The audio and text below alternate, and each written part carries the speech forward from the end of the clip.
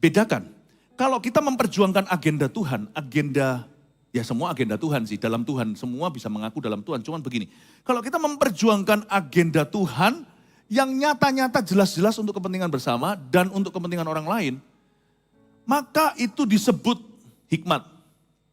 Tapi kalau kita memperjuangkan agenda yang dibumbui Tuhan di dalamnya, tapi sebenarnya intinya ujung-ujungnya untuk kita, itu namanya memanipulasi.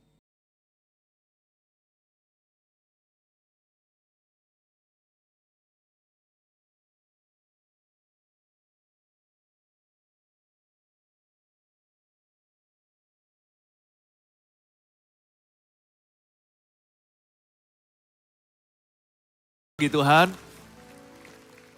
hari ini seminar kepemimpinan, leadership seminar, saya kira daripada kita khusus ngadakan seminar, saya bawa aja langsung ke 5 ibadah. Karena kita semua itu pemimpin loh. Setiap orang Kristen itu DNA-nya pemimpin. Belum lagi secara alami, setiap orang yang menikah otomatis jadi pemimpin, jadi kepala keluarga yang laki-laki, yang wanita juga. Kita semua itu leader. Di dalam konteks gereja atau di pekerjaan kita bawa pengaruh. Karena orang Kristen gak bisa gak bawa pengaruh. Coba contohnya kalau kita berbuat buruk, nama Kristus kena getahnya. Berarti apapun yang kita lakukan, baik atau jahat, selalu berdampak pada nama Tuhan. Karena orang Kristen di seluruh dunia adalah sorotan.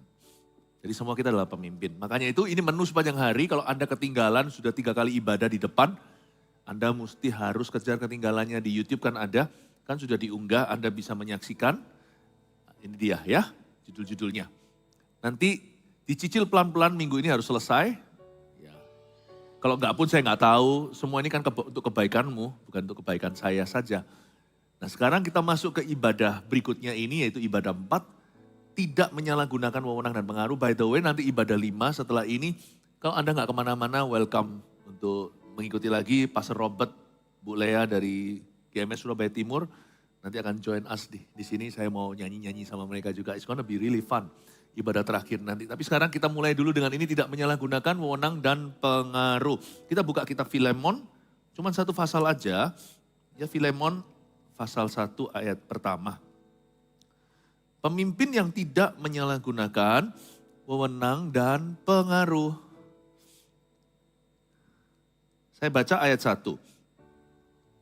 Dari Paulus seorang hukuman karena Kristus Yesus, dan dari Timotius saudara kita, kepada Filemon yang kekasih, teman sekerja kami, dan kepada Apfia saudara perempuan kita, dan kepada Arkipus, teman seperjuangan kita, dan kepada jemaat di rumahmu. Kasih karunia dan damai sejahtera dari Allah Bapa kita, dan dari Tuhan Yesus Kristus menyertai kamu. Mula-mula dari salam dulu, baru 3 ayat, ada beberapa nama yang bermunculan. Nama-nama yang agak asing itu seperti Apfia, saudara perempuan kita, dan Arkipus, teman seperjuangan kita.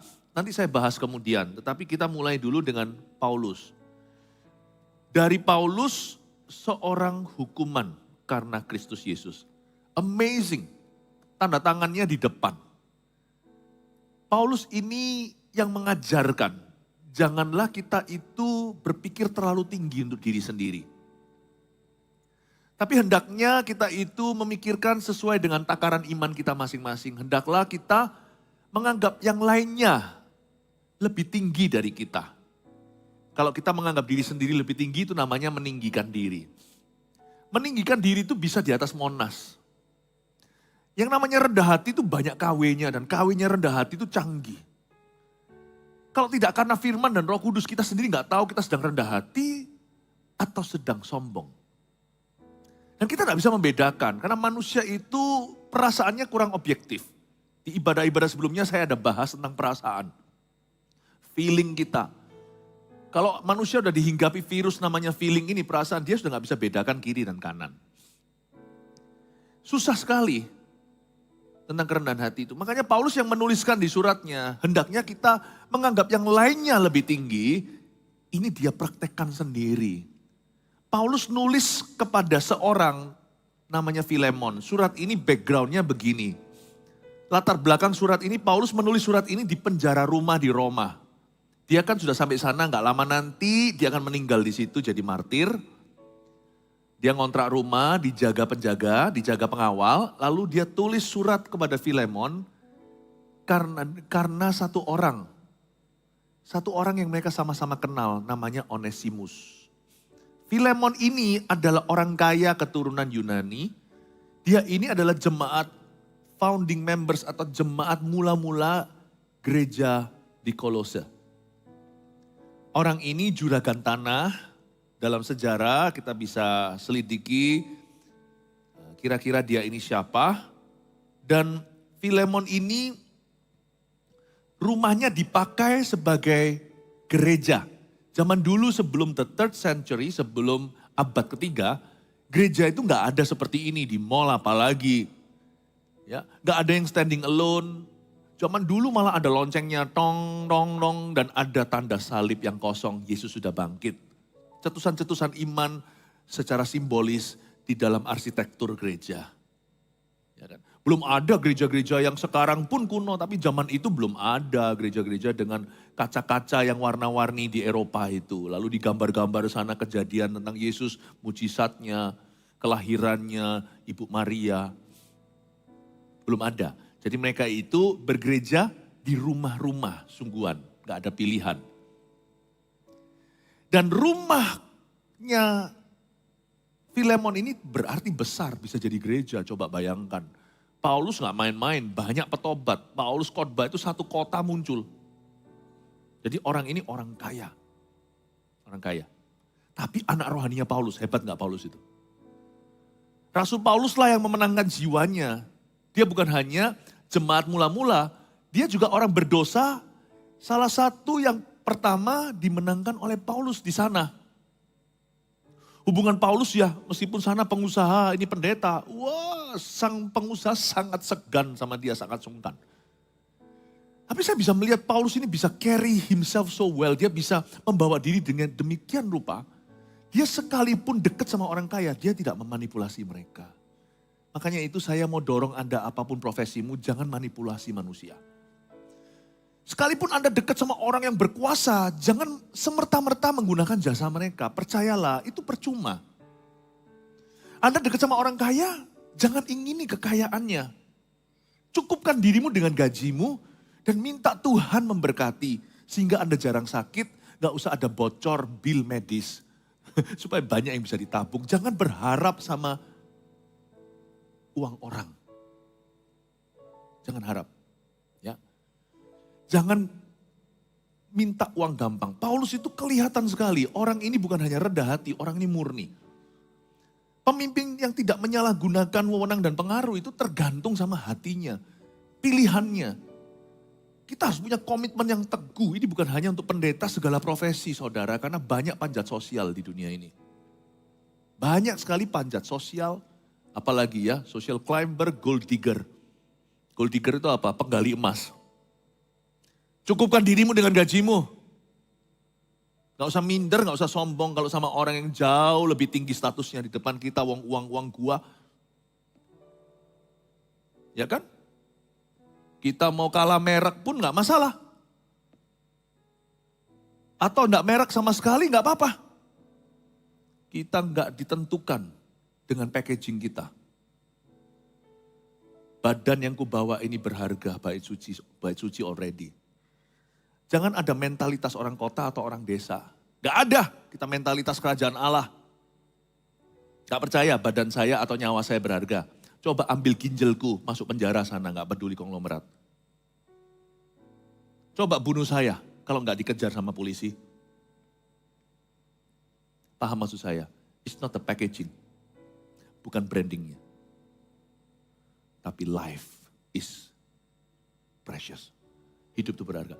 Saya minta jemaat Mawar Sharon kemana-mana bangsawan. Bangsawan itu enggak usah minder sama orang. Enggak usah sombong, menengada. Kalau sama orang itu hubungan itu yang real. Supaya nanti waktu kita berhubungan dengan orang di dunia sekuler, marketplace atau di tempat pekerjaan atau di dalam gereja. Kita itu jadi orang yang sungguh-sungguh membawa Kristus dalam kehidupan orang lain. Belum lagi nanti jadi pemimpin. Jangan needy, jangan clingy, jangan butuh sama sesamamu. Selalu pikiran yang gini, kita saling membutuhkan, saling melengkapi. I need you, you need me. Kamu butuh aku butuh kamu. Mari kita saling menambahkan, bukan saling mengurangi kecuali dosa. Dan saling mengingatkan supaya kita jangan sampai jatuh. Kecuali sifat buruk yang perlu dikikis, kita harus saling menambahkan satu dengan yang lainnya. Saya suka sekali Paulus ini. Waktu saya baca seluruh ayat-ayat di bawah ini, gak ada sama sekali kesan manipulasi. Paulus itu sangat bersih. Dia itu ketemu sama konglomeratnya Kolose, dia gak sama sekali terganggu. Dan dia tidak memanipulasi. Tapi Paulus cara dia memperkenalkan diri ini saya kagumi. Padahal ini kan Paulus ada perlu nih, tapi perlu bukan untuk dirinya.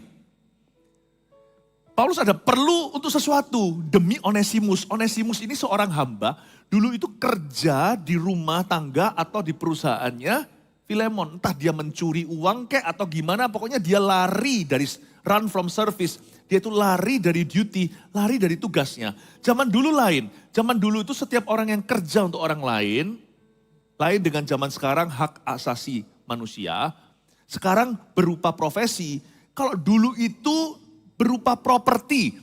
Seperti Onesimus ini di dalam zaman perbudakan, dia kerja untuk rumah tangga ini gak dianggap keluarga, dia dianggap prop. Dia dianggap sebagai inventaris, dianggap barang. Jadi zaman dulu memang beda. Zaman purbakala, zaman kuno.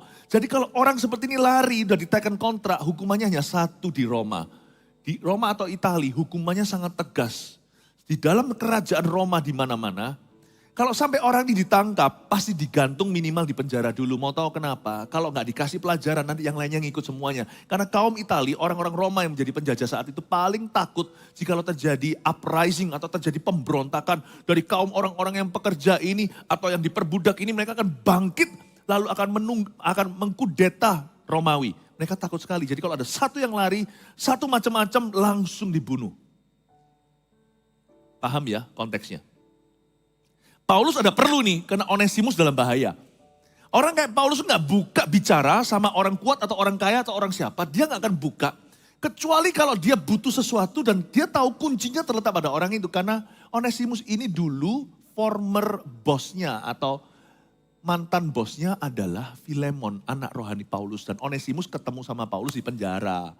Yang satu di penjara, sungguhan kena kan dia, dikena di penjara kan. Kayaknya memang Filemon itu powerful sekali. Ketangkep dia. Paulus di penjara dirantai karena Injil. Onesimus dirantai karena kriminalitas. Lari dari kontrak.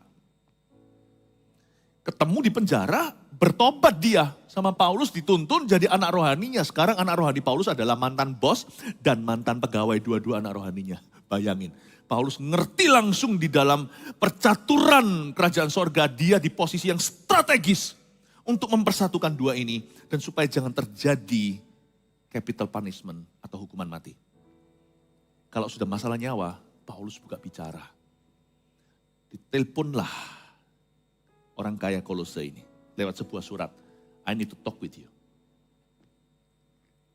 Bayangin, Paulus di penjara aja nggak telepon sama Filemon. Paulus berkali-kali di kapal karam aja, dia nggak kirim telegram, belum ada sih memang. Tapi tidak pernah ada suratnya berkata, help me. Tapi waktu orang lain, dia minta jasa seseorang. What is this speaking about? What is this telling us? Ini ngomong apa tentang kita? Ini yang disebut dengan humility of an apostle. Apostolic humility. Atau kerendahan hati seorang rasul yang meniru humility of Christ. Kerendahan hati Kristus. Saya ingin kita untuk belajar tentang ini.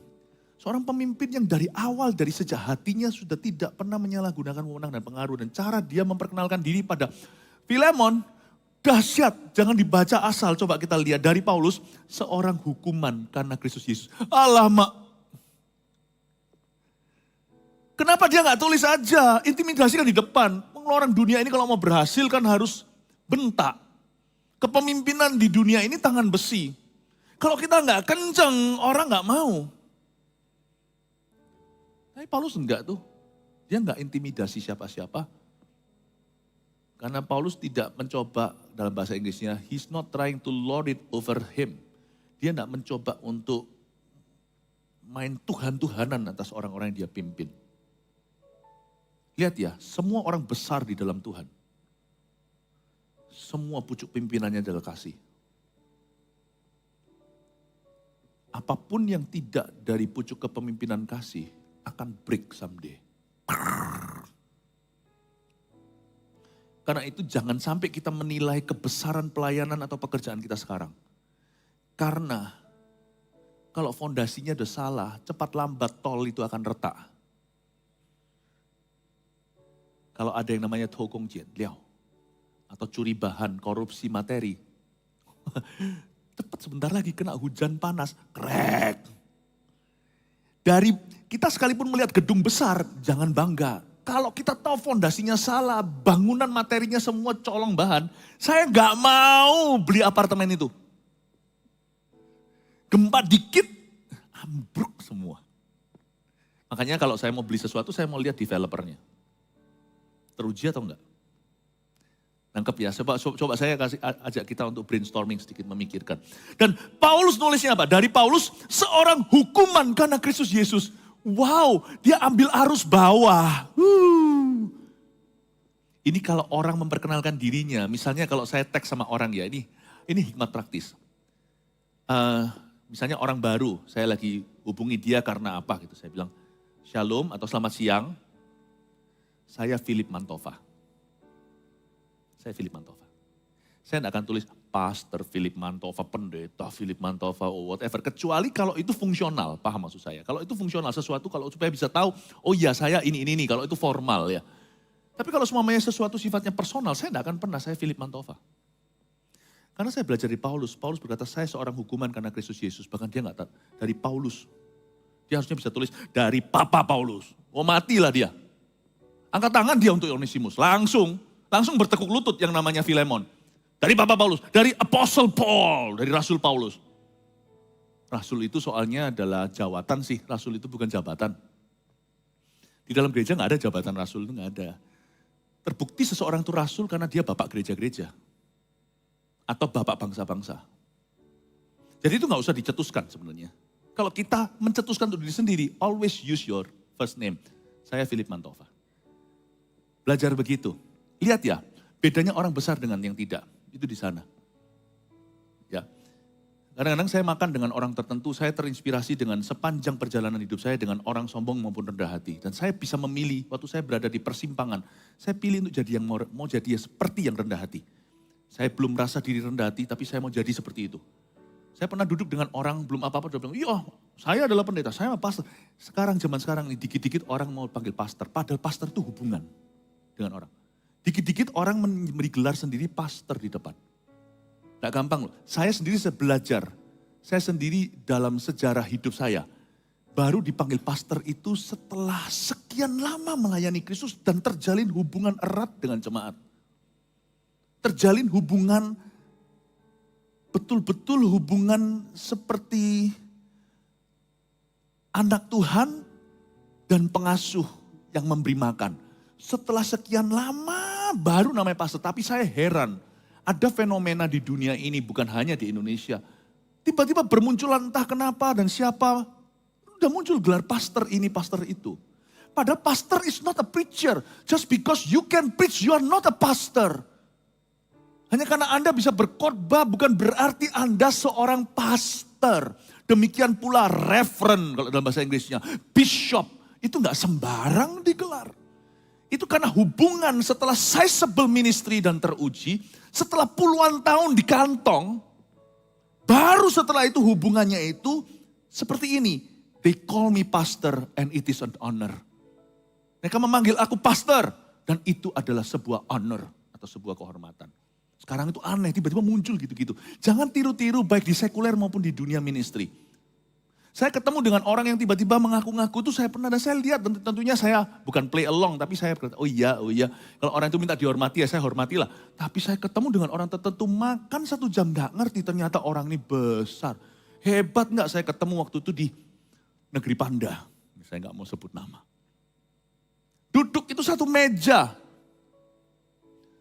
Saya bilang dengan hormat kita harus saling menghormati. Saya bilang cuma huning. Bahasa Chinese-nya. Gimana saya memanggil Anda? How should I address you? Dia bilang ini. Namanya kita, nama orang Chinese kan biasanya ada 3. Ya, apa. Nama saya Li Guojun. namanya dia apa? Saya ngomong Chinese sama mereka. Setelah makan setengah jam, saya ngobrol, oh ini Pak, ini. Ngobrol-ngobrol biasa, orangnya sangat mendarat.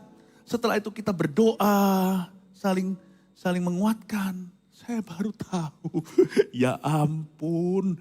Ketika akhirnya dibuka pembicaraan, karena saya foreigner, saya orang luar, ada di antara kami waktu itu yang sudah kenal mereka dan mengenal saya, memperkenalkan, duduk sama-sama. Untung saya juga gak sok-sokan.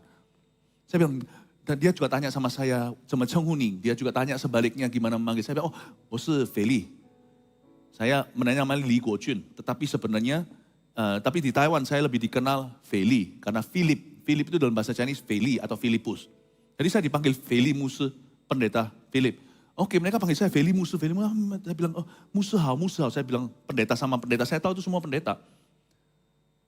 Setelah ngobrol-ngobrol setengah jam, saya baru diberitahu. Si ini jemaatnya 250.000. Sebelah saya itu 3 juta jemaatnya. Oh my. Saya lihat mereka, saya berkata, waduh. Saya bilang, sebuah terungsing adalah kehormatan buat saya untuk duduk bersama dengan bapak-bapak ini. Ampun deh, the more apostle you are, the more humble. Semakin humble. Coba lihat ya, Orang, kalau bahasa dunia ya, yang kayanya nanggung. Sama yang kaya luar biasa. Yang satu goalnya to look rich, untuk kelihatan kaya. Yang satu just be rich. Beda banget, yang betul-betul flexing ya bahasa sekarang ya. Kalau orang benar-benar kaya, maunya privacy. Bukan menunjukkan. Orang kalau benar-benar pinter, nggak ngomong dulu, denger dulu. Yang kurang pinter ngomong melulu, coba bayangkan. Paulus ini, dari Paulus, first name. Cuma satu nama, Paul. Ini yang terima surat kan gemeter. Ini bapakku ini. From Paul. Dari Paulus. Seorang hukuman karena Yesus Kristus. Kerasulannya tidak dimunculkan. I honor. Makanya kalau kita sombong ya. Atas dasar apapun kita sombong. Pengetahuan lah. Look atau tampang lah. Atau urapan lah. Atau size lah. Pelayanan lah. Sukses lah. Malu sama Paulus dulu. Lalu malu sama Yesus. Yesus menyebut dirinya anak manusia. Dia itu jelas-jelas anak Allah. Dia itu Allah. Anak manusia, lihat anak manusia. Ditanya sama Pilatus, are you the son of God? Apakah kamu adalah anak Allah? Raja orang Yahudi. Dia gak berkata, yes I am. Dia gak berkata, you say so. Itu yang membuat dia dibilang menghujat. Kamu yang mengatakannya. Luar biasa gak? Bapak Ibu Saudara, mari kita jadi simple. Saya belum masuk ke seluruh pasal, cuma satu ayat aja belum semua. Bisakah Anda lihat kedalamannya? Saya sarankan kalau kita ketemu sama orang, kalau ngomong sama orang yang lebih tinggi ya bisa pakai nama. Saya ngomong sama orang yang di bawah saya aja, saya Philip Mantova. Mereka yang sungkan-sungkan. Makanya kita belajar satu hal, ayo kita sama-sama. Saya pun masih belajar. Biar orang lain yang memujimu. Jangan tawarkan dirimu. Dengan demikian nanti Anda lihat di dunia, Yesus akan harum karena kehidupan kita. Sama-sama yuk kita berlomba untuk semakin merendah di hadapan Tuhan Yesus dan di hadapan umatnya. Dari Paulus seorang hukuman karena Kristus Yesus, dan dari Timotius saudara kita kepada Filemon yang kasih teman sekerja kami. Dan kepada Apfia saudara perempuan kita. Dan kepada Arkipus teman seperjuangan kita. Dan kepada jemaat di rumahmu. By the way, Apfia, Arkipus itu kemungkinan besar Apfia adalah istrinya Filemon. Ya, nyonyanya orang kaya Kolose ini, dan Arkipus kemungkinan besar juga adalah anak atau putra mereka. Paulus itu tidak hanya cari yang powerful, dia orangkan semua orang. Saya senang sekali, ya. Saya dulu sekali pernah diajak pergi, ketemu waktu saya masih jauh lebih muda, masih kecil malahan. Waktu ketemu sama orang tua sapa orang tua saya atau orang tua sapa siapa yang lebih tua. Tapi waktu ketemu sama saya mau salami. Saya masih ingat kok pernah sekali dan saya tidak tersinggung. Tapi itu memberikan sabar saya suatu pembelajaran bahwa saya nanti suatu hari kalau tua saya tidak mau jadi gitu. Saya salam, Om. Waktu kecil, Om. Paulus enggak gitu. Paulus itu salami sang konglomerat. Tapi Paulus sapa istrinya, sapa anak mudanya. Arkipus, Apfia. Bukan hanya suatu hari mereka itu menjadi orang yang besar, tapi Paulus tidak pernah membedakan orang besar atau kecil. Belajar menghargai semua orang yang ada di sekelilingmu. Jangan tebang pilih, jangan pilih kasih, jangan panjat sosial. Sesungguhnya justru kasih itu terdefinisikan bagaimana cara kita memperlakukan orang yang lebih lemah atau yang di bawah kita. Saya belajar untuk menerapkan dalam hidup saya belajar untuk menerapkan ini. Saya hargai semua orang yang di bawah saya. Semua yang di bawah, baik itu staf, karyawan, pembantu rumah tangga. Kami belajar untuk menghargai semua orang. Tapi tentunya ya gak mungkin bisa sapa semua orang. Ya, saya ajak kita semuanya untuk jadi orang yang luas di masyarakat. Pernah sekali juga waktu di airport, saya ini sering kena gitu, itu kenapa? Karena saya itu pengajar umat. Jadi saya harus kena getahnya dulu untuk saya bisa memilah, aku mau jadi seperti yang mana, lalu kemudian saya ajarkan kepada Anda, jadilah yang seperti ini. Di sebuah airport juga pernah sekali pada waktu masukkan, ini di Jakarta, saya nggak tahu beliau itu siapa, seorang ibu tapi kelihatannya memang orang di mana. Jatuhlah tasnya masuk ke dalam X-ray itu, jatuh. Saya angkatkan, masukkan ke sini. Diangkatkan itu, pada waktu jatuh ya, waktu dia ngambil sesuatu jatuh gitu ya. Saya angkatkan ke situ. Karena saya diajar dari dulu sebagai laki-laki harus gentleman, apalagi ini ibu yang berusia. Saya angkatkan, seperti itu. Dia pegang tangan saya, Saya rasa ibu itu kalau diangkatkan sama jenderal, atau siapa yang menjabat apa di atasnya, saya rasa, oh terima kasih Pak. Tapi kalau sama anak muda ingusan, don't be like that kata orang Singapura. Jemaat Mount Sharon gak boleh ada yang punya attitude seperti itu. Di ministry, di gereja sih enggak, di luar. Never be like that. Satu, karena Tuhan cinta semua orang. Dua, you can never know siapa akan jadi apa nanti suatu hari. Amin Bapak Ibu Saudara. Belajar dari Paulus. Dia berkata, Apfia, Arkipus, disapa dengan tulus. Kasih karunia dan damai sejahtera dari Allah Bapa kita dan dari Tuhan Yesus Kristus menyertai kamu. I love this about him. Paulus itu apa-apa selalu jadi berkat dulu sebelum menuntut sesuatu. Indah enggak? Paulus itu loh, mulutnya itu bukan hanya penuh pujian pada Tuhan, mulutnya itu penuh pemberkatan kepada orang. Kalau saya sebut pemberkatan, jangan hanya pemberkatan nikah. Pemberkatan itu adalah hubungan. Paulus itu mulutnya loh selalu berkata, kasih karunia dan damai sejahtera dari Allah Bapa kita. Dan dari Tuhan Yesus Kristus menyertai kamu, always bless, bless, bless, bless. Bukan curse, curse, curse, curse. Selalu berkati, berkati, berkati, berkati. Bukan kutuki, kutuki, kutuki, kutuki. Saya rasa ini memberikan sebuah feeling yang sangat familiar. Perasaan yang tidak asing lagi bagi seorang Filemon. Waktu Paulus berkata kasih karunia dan damai sejahtera dari Allah, Bapa kita dan dari Tuhan Yesus menyertai kamu. Saya rasa mereka tahu ini Paulus gak mungkin salah. Karena zaman dulu pakai tulisan kan. Kan kita gak tahu ini Paulus atau bukan. Nomor pun bisa dihack kok sama orang. Surat kan juga bisa dipalsu. Tapi waktu dia baca ayat 3 ini, Filemon saya yakin berkata, ini Bapak rohaniku. Bapak rohaniku itu selalu berkati di depan. Gak tentu nuntut di belakang.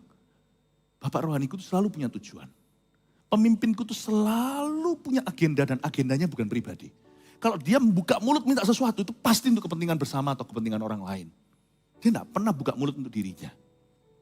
Jadi waktu dia mendengarkan kasih karunia Tuhan menyertai kamu, bla bla bla.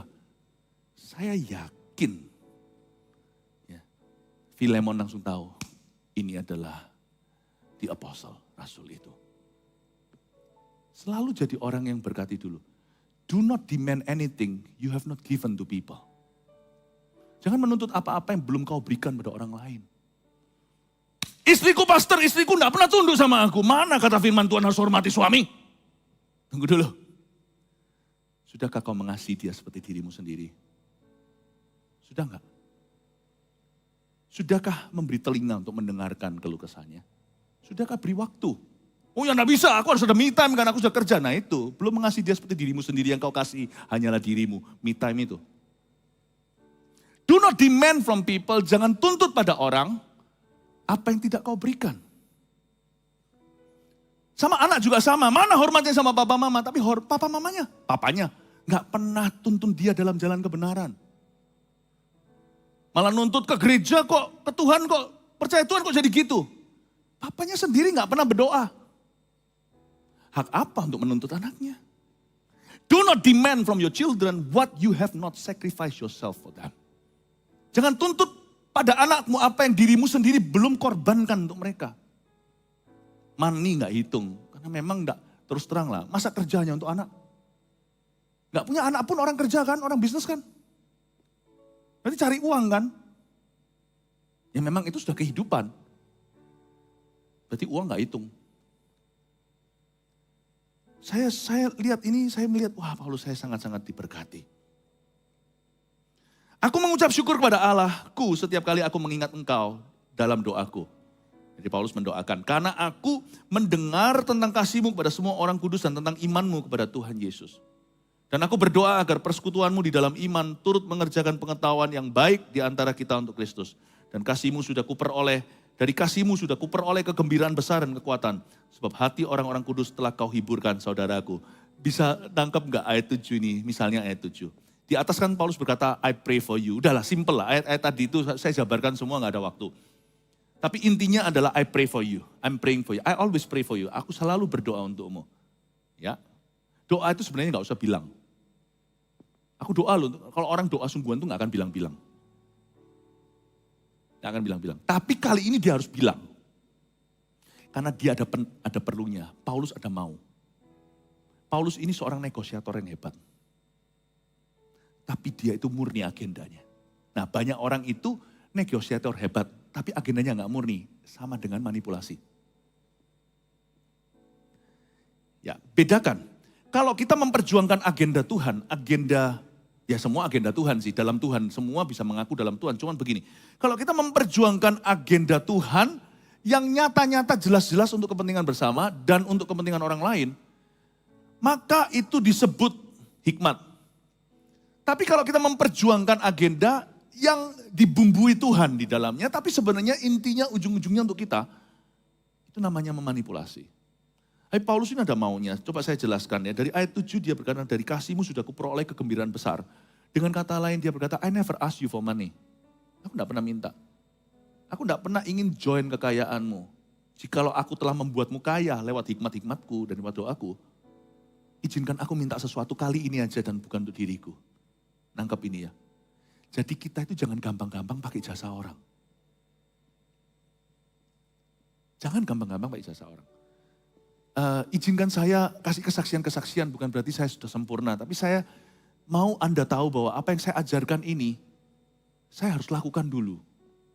Belum sempurna, saya masih terus melakukannya. Thank you, tolong diingatkan dan didoakan. Dan setelah saya ajarkan, harus lebih saya melakukan. Saya tidak gampang loh pakai jasa orang. Sebisa mungkin, sampai hari ini pun. Yang buka pintu di situ setiap minggu, minggu lalu juga sama. Sebelum saya lewat pintunya, saya selalu kata thank you ya. Padahal itu volunteer kan, memang sudah ditugaskan. Tapi saya tahu dia nggak dibayar. Yang dibayar pula, sekretari saya sendiri. Kalau saya minta tolong gini, sorry ya. Kalau saya paling nggak enak kalau ganggu orang. Di luar jam kerja, saya minta tolong sama dia apa segalanya, saya mesti kasih begini. Yang last terakhir chat kalau di dalam WhatsApp gitu ya. Yang mengakhiri pembicaraan tuh, saya usahakan untuk saya. Saya kasih begitu dulu dan sebagainya. Di depan sini, pernah sekali saya lupa dikasih air dari sini, kasih sesuatu. Saya lagi fokus khotbah, saya masih ingat. Istri saya ingatkan, istri saya itu istri yang sangat baik. Yang sangat peka dengan perasaan orang, kadang-kadang revivalist kayak saya ini bandel. Saya nggak salah menikah, makanya suami istri harus saling mengingatkan, saling melengkapi. Saya diingatkan, tadi kamu diambilkan loh itu air atau apa. Belum say thank you. Oh iya.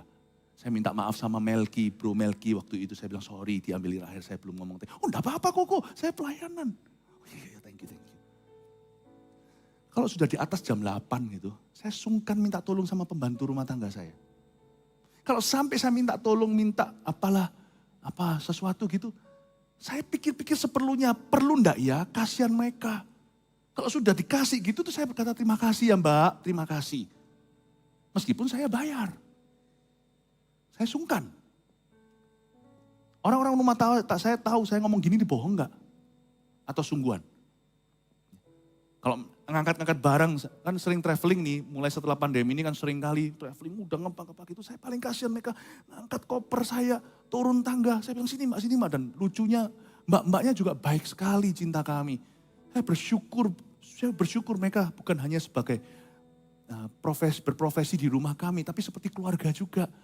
Saya angkat, enggak Pak, jangan Pak, bapak kakinya kemarin, kakiku loh operasi udah lama kok. Aku kan laki, kamu wanita ini tak bawain, enggak mau ya enggak mau, sungguhan enggak mau. Saya takut dipentungi mbak-mbak. Enggak tahu ya, mungkin papa saya has got to do with this. Ayah saya itu profesinya tailor dulu. Jadi saya lihat bagaimana cari uang dari kecil, itu harus menunduk sama orang untuk ukur celananya. Kadang-kadang dimarah kepanjangan 1 cm, 2 cm aja dikembalikan. Papa saya ajari, orang itu harus humble. Saya belajar dari hal-hal seperti itu. Meskipun pengetahuan umum bukan dari firman, firman saya tahu sendiri dari Tuhan. Karena saya kenal Tuhan dulu baru papa. Yang membawa ayah saya kenal Tuhan itu kami. Tapi saya belajar sesuatu yang simple. Let not the bling-bling of the world change your character. Never do that. Gak peduli mau jadi apa kayak, mau jadi rasul, bangkit orang mati, mau jadi konglomerat, mau jadi artis paling terkenal. Jangan, bukan STB, itu Saat Teduh Bersama, BTS maksudnya. Saya gak peduli. As long as I'm your pastor, I will always remind you. Always will. Anak Mawar Sharon semua sama. Di luar sana gak ada sok-sokan gaya-gayaan. Kita itu hanya pelayan. Jangan mendahului Yesus. Yesus itu lahir di Palungan. Malulah. Yesus itu lahir di Palungan. Amin, amin. Saya belajar di Paulus. Sama anak-anak muda, dan dia katakan di ayat 7, dari kasihmu sudah kuperoleh kegembiraan besar dan kekuatan. Sebab hati orang-orang kudus telah kau hiburkan, saudaraku. Paulus berkata gini loh, aku gak pernah minta apa-apa kan. Kasihmu aja sudah membuat aku happy loh. Kasihmu saja sudah membuat saya tertawa. Permintaan Paulus kepada Filemon mengenai Onesimus kita baca sekarang. Karena itu sekalipun di dalam Kristus aku mempunyai kebebasan penuh untuk memerintahkan kepadamu. Apa yang harus engkau lakukan? Paulus berkata, Paulus bukannya gak berani loh ya sama Filemon. Enggak loh, bedain. Dia berani. Paulus kok diajak, mau ditantang. Paulus ini orang paling nekat. Ini orang pemberaninya pol-polan. Dia berkata gini, lalu dia jelaskan di situ, dia assert his authority. Dia berkata, sesungguhnya aku dalam Kristus punya kebebasan penuh, full freedom untuk memerintahkan kepadamu apa yang harus kamu lakukan. Aku bisa loh kalau aku mau. Karena kamu hutang budi sama saya. Tetapi mengingat kasihmu itu, lihat lagi ujung-ujungnya kasih. Lebih baik aku memintanya daripadamu. Ada kata lebih baik. Selalu pilih the better choice.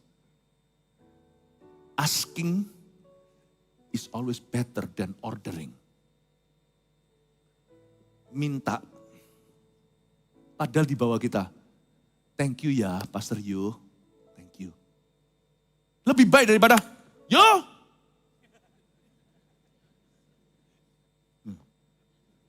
Saya gak pernah gitu kan sama Pastor Yu. Ya, gak berani saya. Nanti gak di welcome home. Welcome home, ya kan.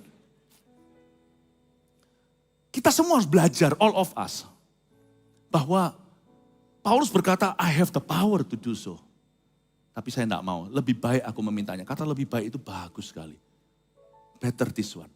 Saya selalu punya alternatif. Ini lebih baik. Pilihlah caramu. Cara berbicara dengan orang, cara meminta sesuatu, cara menuntut sesuatu.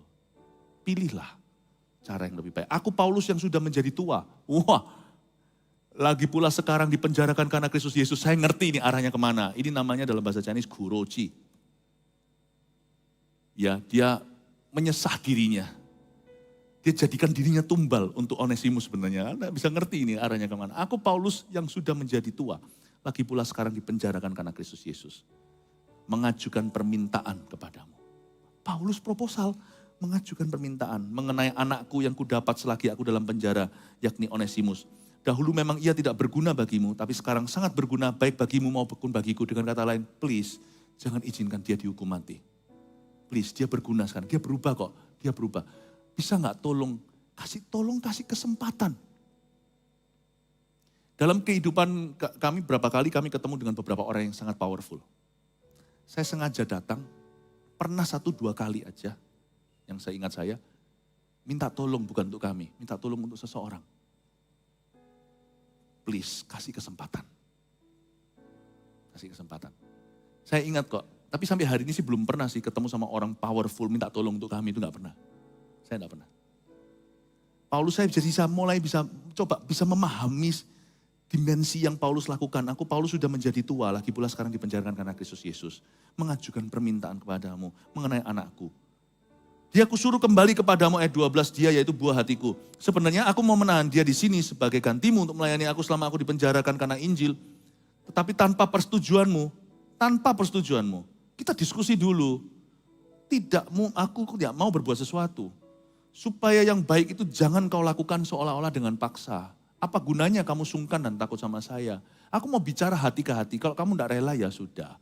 Paling tidak kan aku sudah mencoba. Kalau Onesimus mati, ya wes saya gak akan marah sama kamu. Tetapi saya bertanggung jawab sama Tuhan untuk berusaha dulu. Ya.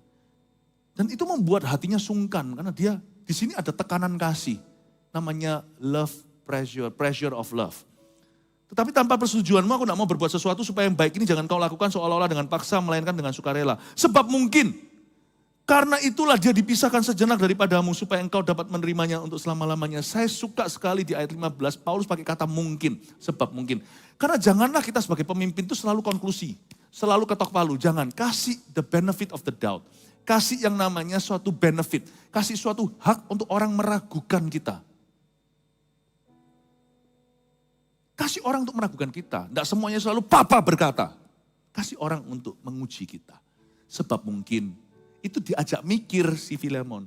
Mungkin enggak ya menurut kamu? Kalau aku sih merasa gitu. Sebab mungkin karena itu dia dipisahkan sebentar dari kamu. Memang salah sih dia lari. Dia melanggar hukum saat itu. Tetapi dia ketemu aku. Kalau enggak lari kan enggak ketemu saya. Kapan giliranku datang ke Kolose lagi? Sekarang aku di penjara. Kalau enggak di penjara aku enggak ketemu, mungkin Onesimus akan binasa. Mungkin bukan berarti Tuhan halalkan segala cara. Tapi Tuhan bekerja sama dalam segala perkara. Dia lari memang. Tapi gara-gara itu kan dia berakhir di penjara ketemu sama bapak rohanimu. Dan sekarang kita jadi family.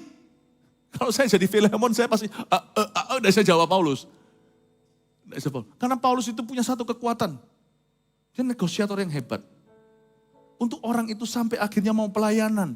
Akhirnya mau ngikut Tuhan semuanya itu. Paulus itu punya cara bahkan membuat Agripa pun hampir betahan. Agripa berkata hampir kau buat aku menjadi Kristen Paulus. Ini yang disebut the power of influence atau kuasa pengaruh. Kalau kita nggak salah gunakan untuk agenda kita, pengaruh kita akan menjadi-jadi. Pengaruh itu besar sekali kuasanya karena kita ini garam, terang dan garam. Sebab mungkin karena itulah dia dipisahkan. Menurut kamu ya apa? Bahasa Jawa Tengahnya menurut kau piye? Coba pikirkan, mungkin enggak ini semua di baliknya ada sutradara Allah? Iya. Inilah bedanya orang ngikut kita karena takut atau karena loyalitas. Ini kalau kita terapkan aja ya. Di dalam dengan customer base kita, Anda di dalam pekerjaan. Anda akan terkejut loh. Toko sebelah bisa unda-undi kadang lebih murah, orang tetap balik kepada Anda. Karena mereka datang pada Anda, kerja sama Anda itu merasa dihargai. Apa nih dunia bilang EQ, whatever. Dari dulu sudah ada di Alkitab. Anda tidak perlu berdarah-darah. Orang cannot afford to lose you. Karena orang merasa kalau dealing dengan Anda itu dihargai. Ini beda nih. Ini service di tingkat yang paling tinggi. Service namanya kasih. Andai kata orang Kristen aja mahir dalam kasih, nggak ada yang bangkrut. Minimal kalau kita tidak mencapai keuntungan yang diharapkan atau kekayaan. Setiap orang Kristen itu tidak bisa punya kurang dari 5 roti 2 ikan. Pasti bisa makan hari itu. Di mana ada kasih, di situ ada rezeki. Apa yang membuat kita kehilangan segala-galanya? Itu biasanya karena pengkhianatan yang terjadi, kekasaran cara, terlalu coming on too strong on people. Bapak Ibu Saudara, mari kita bijaksana. Dan dia berkata gini ayat 16, bukan lagi sebagai hamba melainkan lebih daripada hamba, yaitu sebagai saudara yang kekasih. Bagiku sudah demikian, apalagi bagimu baik secara manusia maupun dalam Tuhan. Kalau engkau menganggap aku temanmu seiman, kalau kamu menganggap aku teman seiman, Paulus, coba dong, jangan ngomong begitu, rugi, ini kan bisa ditolak. Tahu nggak, kalau kita menaruh diri kita itu bisa ditolak, malah justru kita nggak bisa ditolak. Kalau Paulus ngomongnya gini, kalau kamu menganggap aku pemimpinmu, nah itu lain cerita. Mungkin kali ini Filemon akan nurut sama Paulus, tapi dengan menggumun di hatinya, menggerutu di dalam jiwanya. Oke deh, aku lepaskan, aku drop semua lawsuitnya. Tidak lagi kuseret ke pengadilan, baik aku akan beritahu pada polisi Italia, lepaskan dia. Tapi setelah itu, Paulus dapat Onesimus, Paulus akan kehilangan Filemon. Sadar gak? Filemon akan berkata, aku bukan orang Kristen. Tingkah pendeta kayak gitu, aku enggak usah jadi Kristen-Kristenan. Dia dapat Onesimus. Hilang Filemon. Berapa banyak di antara kita demi mencapai sesuatu, kita kehilangan orang? Kenapa enggak bisa bersama orang kita capai bersama? Meskipun tetap ada yang hilang. Yudas Iskariot buktinya hilang satu Yesus. Tapi kalau bukan Yesus dengan cara kita yang kasar dan cara kita yang menghalalkan segala cara, mungkin kalau di dalam kasus Yesus kita berada di posisi Tuhan. Bukan kita kehilangan satu, kita kehilangan 11. Satu saja yang bertahan. Dan itu pun mungkin Yudas yang bertahan. Yesus aja tetap, we cannot please everybody sih. Memang kita tidak bisa menyenangkan semua orang. Tapi ingat ya, kalau kita pakai cara kasih dalam hidup ini. Tapi Pastor Philip, kasih itu tidak mempan di dunia kerja. Sudah, percayalah. Riset-riset sekarang itu semua penemuan itu. Saya lihat di Alkitab dari dulu sudah ada.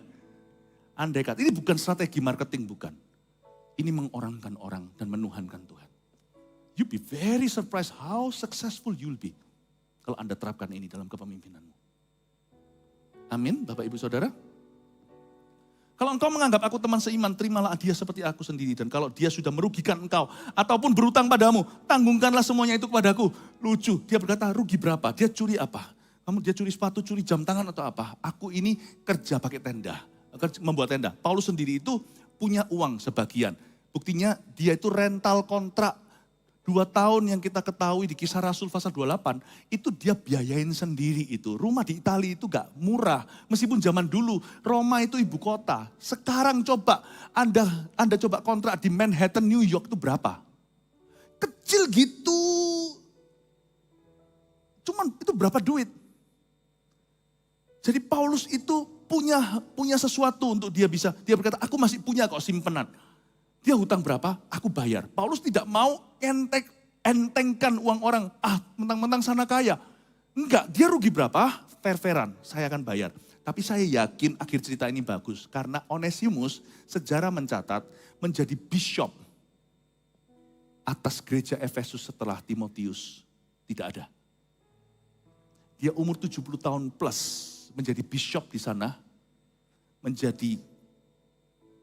Menjadi gembala di pusatnya di situ di Efesus yang menyebar kemana-mana. Dia mati dengan dirajam batu di Roma. Dirajam batu di Roma, dirajam batu. Nanti ujung-ujung kan ada Yohanes sang rasul kasih itu yang udah tua sekali di Efesus. Dan hari ini pun desas-desus mengatakan bahwa kuburannya ada sekitar sana. Setelah keluar dari Pulau Patmos, Yohanes ke Efesus jadi gembala di situ. Onesimus ternyata akhirnya, menurut saya Filemon jadi sungkan dan berkata, nggak usah lah, itu uang nggak seberapa kok buat aku. Kesel aja, mungkin dia ngomong gitu sama Paulus nanti waktu ketemu. Saya mangkel aja, kesel aja, saya upset aja nggak terima. Ya sudah, thank you ya. Mungkin saya bisa bayangkan Paulus, thank you sudah spare Onesimus. Jangan gitu Pak Paulus, jangan begitu. Jangan, saya itu yang sungkan sama Bapak. Kok Bapak mau belan-belani satu jiwa kayak gitu ya. Jadi ya saya hutang budi. Mana kapan hutang budi? Enggak. Ya, itu mungkin karena orang-orang Yahudi ini, kecuali orang Yunani ini ya, Paulus itu kan Timur Tengah, jadi ke timur-timuran juga. Masih tengah, enggak terlalu ke barat-baratan. Jadi mungkin juga seperti orang Korea, ya aku utang budi. Nah, saya yang forever utang budi. Enggak masuk neraka itu, saya kapan bisa kembalikannya? Terima kasih dulu taat datang ke Kolose. Terima kasih loh, saya tidak akan lupa Pak. Bapak lepaskan dia. Saya yakin kalau dia nakal apa saya enggak berani tanggung orang sembarang orang. Saya juga enggak mau dimanipulasi, tapi saya tahu anak ini kualitasnya seperti apa. Semoga kerja langgeng sama Bapak. Saya akan selalu ingatkan dia. Terima kasih, saya akan membayar Anda suatu hari. Belum sempat bayar, Paulus mati. Saya bisa bayangkan Filemon nangisnya kayak apa. Paulus dipenggal di Itali. Di hari yang sama Petrus disalibkan terbalik. I admire, dari satu cerita Filemon ini ada sebuah drama yang nyata. True story. Saya kepingin kenal mereka satu-satu. Sungguhan nanti di sorga ya, suatu hari kita ketemuan semua. Saya kepingin ketemu Paulus, saya mau ngomong sama Filemon. Tak interview nanti. Kalau masih ada saat teduh bersama. Di sorga. Saya mau interview mereka. Saya mau ketemu Onesimus, bishop itu. Jadi hamba Tuhan yang besar dalam sejarah gereja. Aku Paulus menjaminnya dengan tulisan tanganku sendiri, katanya ayat 19. Aku akan membayarnya. Agar jangan kukatakan, tanggungkanlah semuanya itu kepadaku. Karena engkau, way to go Paulus. Karena engkau berhutang padaku, yaitu dirimu sendiri. Saya hampir berdiri dan tepuk tangan dan berkata, Paulus, lihai. Tapi murni, ini cerdik seperti ular. Harusnya kalau Paulus ini gak jadi hamba Tuhan ya. Dia jadi ambasador sebuah negara, itu gak jadi perang kali kalau ada Paulus. Perang pun bisa bertekuk lutut, bisa menang. Misalkan tembok komunis itu bisa runtuh tanpa perang. Itu karena negosiasi yang luar biasa. Tapi rugilah kalau Paulus jadi ambasador dunia, lebih baik dia jadi ambasadornya kerajaan sorga. Ini orang hebat. Dia berkata, jangan aku bilang sekali lagi, tidak perlu kukatakan, tanggungkanlah semuanya itu karena engkau berhutang padaku, yaitu dirimu sendiri. Disinilah Filemon berkata, dengan tangan begini saya bayangkan. Dia berkata, kagum-kagum, dia berkata, sudah Bapak Paulus, saya akan lepaskan Onesimus dari semua tuntutan. Ada 3 hal sederhana, catatlah, untuk mengiring kita punya kepemimpinan. Kepemimpinan dalam segala hal ya, tidak menyalahgunakan wewenang dan pengaruh. 1, jangan jadi pemimpin yang otoriter atau gila hormat. Mulai itu dengan itu dulu. Jangan jadi pemimpin otoriter, jangan jadi pemimpin yang gila hormat. Bahkan kalau bisa jangan inginkan hormat. Sebab semakin kita tanda kutip dihormati itu, semakin Tuhan menghormati. We will receive honor from God. Amin. Saya punya kesempatan meskipun tidak terlalu untuk diberi gelar ini dan itu. Saya tanya sama Roh Kudus. Roh Kudus jawabnya simple sih. Yang ini nggak bisa ada bukti iya atau enggak, karena ini pengalaman saya. Nggak ada tertulis di Alkitab. Roh Kudus bilang, kamu ambil itu, aku sudah tidak akan menghargaimu. Oh iya, oke, nggak jadi. Nggak jadi. Hati-hati juga what honor people bestow on you. Honor apa yang orang taruh pada diri Anda. Jangan sampai semua orang ketika Anda masuk ke suatu ruangan, semua memuja Anda seperti Herodes, nanti ditampar sama malaikat keluar ulatnya, kata Kisah Para Rasul. Terkutuklah orang yang semua orang memujinya. Karena nabi palsu pun diperlakukan demikian, ini kata-kata Yesus. Saya pernah sekali, saya nggak bisa cerita secara detail. 2 kali malah, bukan cuma sekali. Mau dikasih honor yang real honor. Tapi saya tanya Tuhan. Saya tanya papa saya sekali lagi, saya bilang, Pak ini akan ada perbedaan enggak kalau anaknya papa ini dikasih gelar ini, gelar itu. Papa saya bilang enggak ada bedanya. Oh ya wis, enggak apa-apa, papa saya sekolahkan saya tinggi-tinggi. Saya tanya sama Bapak di sorga kan, saya tanya lewat, kan rohnya ada di dalam saya. What do you think, dear Holy Spirit? Dia bilang, you take that honor, I will not honor you. Oke. Berarti setelah saya dapat honor itu, nama saya akan kaku, gelarnya di belakang. Anda akan terkejut nanti, urapan saya merosot. Ketajaman saya dalam firman nanti akan berteologiaria, saya akan jadi Farisi nanti. Saya tidak akan ada power urapan, boom, masuk ke hati orang itu, tidak ada. Itu the Spirit of God in simplicity. Dalam kerendahan, dalam kesederhanaan. Bapak, Ibu, Saudara, hati-hati, jangan cari honor dunia. Kemungkinan ada yang boleh sama Tuhan, ada yang gak boleh. Anda teruskan yang gak boleh, Allah akan berjarak dengan Anda mulai hari itu. Jangan jadi pemimpin yang gila hormat. 2, selalu jadi berkat dulu sebelum menuntut sesuatu. Ya. 3, terakhir. Pakai wewenang dan pengaruh untuk kepentingan bersama saja ya. Mau tambahin saja nggak apa-apa. Kemarin bagus Pastor Fuji ngajarkan pada waktu di retreat gembala di Bali, diajarkan tentang birthday bahkan. Orang-orang kan pada sungkan kan, sebagai gembalanya, stafnya minimal semuanya. Dia berkata dengan sengaja, bahkan kalau saya ulang tahun, Pastor Fuji ngomong begini, saya enggak mau. Jangan sampai ada yang obligated merasa harus mengucapkan, harus ngasih selamat atau harus ngasih kado.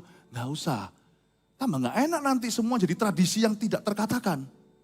Iya ya. Terus dia dengan ketawa berkata seperti ini. Tapi ya ada resikonya, habis itu ulang tahunku sepi kado. Tapi saya bangga sama pastor-pastor kita. Saya melihat ketulusannya. Ini gereja-gereja sekarang kita ini gereja besar semua. Gembala-gembala kita tuh mega church pastors. Polos tulus-tulusnya itu. I'm so proud of Mawar Sharoners. Untuk kemuliaan Tuhan tentunya. Makanya itu kita harus jaga yang namanya Sunday, hari Minggu. Hari Minggu ini bukan karena disakralkan. Tidak ada ayatnya Sabat itu hari apa. Meskipun ada secara tradisi hari Sabtu kalau orang Yahudi. Tapi kalau Minggu kan Indonesia percaya Minggu itu hari liburnya. Ya sudahlah kita ngikut ya kan. Pakistan hari Jumat. Kita mau lakukan sesuatu apa segalanya itu, if you can avoid Sunday lah. Kalau itu adalah urusan untuk diri sendiri. Ya kalau menikah setahun sekali ya sudah nggak apa-apa. Tapi avoid Sunday. Sekarang too early to say ya, terlalu awal. Tapi mungkin suatu hari kalau ada kepentingan apa gitu keluarga kami, saya pasti akan coba usahakan selalu avoid Sunday. Menghindari Minggu. Bukan karena saya pendeta atau khotbah. Tapi karena inilah waktunya jemaat konsentrasi full ke dalam gereja. Hati-hati dengan CGD, hari CG. Jangan jadikan ulang tahunan. Gak ada alasan yang cukup. Apapun yang bukan Yesus, sekalipun dalam Yesus, tidak cukup Yesus untuk bisa meliburkan, membaurkan atau menstreamingkan or whatever ke CG. Cannot. CG itu penggembalaan. Extension atau apa namanya extension itu adalah kepanjangan daripada mimbar di gereja. Makanya di dalam CG juga tidak boleh sembarangan siapa boleh pimpin pujian hanya karena bisa nyanyi atau undang pembicara, undang artis, nggak bisa. Semua itu dari sini. Kalau sini nggak bisa, itu nggak boleh. Itu penggembalaan. Kita menggembalakan jemaat bersama-sama. Saya nggak bisa menggembalakan sendiri. Kita sama-sama shepherding God's flock. Di gereja ini ada banyak ratusan gembala, bukan cuma saya. Cuman saya mengawasi, paham maksudnya? Kami mengawasi. Nah boleh, CGD jangan dipakai untuk alasan whatever sekalipun semuanya dalam Kristus. Whatever itu apapun, dah boleh. Karena apapun yang minus di bawah Yesus, kalau itu berkenaan dengan kita secara pribadi or family, it is not worth it. It's not worthy. Layak. Karena itu penggembalaan kita. Paham ini Bapak Ibu Saudara, pakai wewenang dan pengaruh. Always for the greater good. Kepentingan bersama. Bukan kepentingan pribadi. 1, 2, 3, tidak menyalahgunakan wewenang dan pengaruh. 1, jangan jadi pemimpin yang otoriter atau gila hormat. 2, selalu jadi berkat dulu sebelum menuntut sesuatu. 3, pakai wewenang dan pengaruh untuk kepentingan bersama. Haleluya, yang diberkati katakan, amin. God bless you. Berikan tepuk tangan untuk Tuhan Yesus. Mari kita semua berdiri. Pulanglah membawa berkat yang terindah dari Bapa. Membawa kasih karunia dari Tuhan Yesus. Pulang membawa pengurapan dari Roh Kudus yang menyertaimu dari sekarang sampai Tuhan datang. Di dalam nama Yesus yang menerimanya katakan amin. God bless you.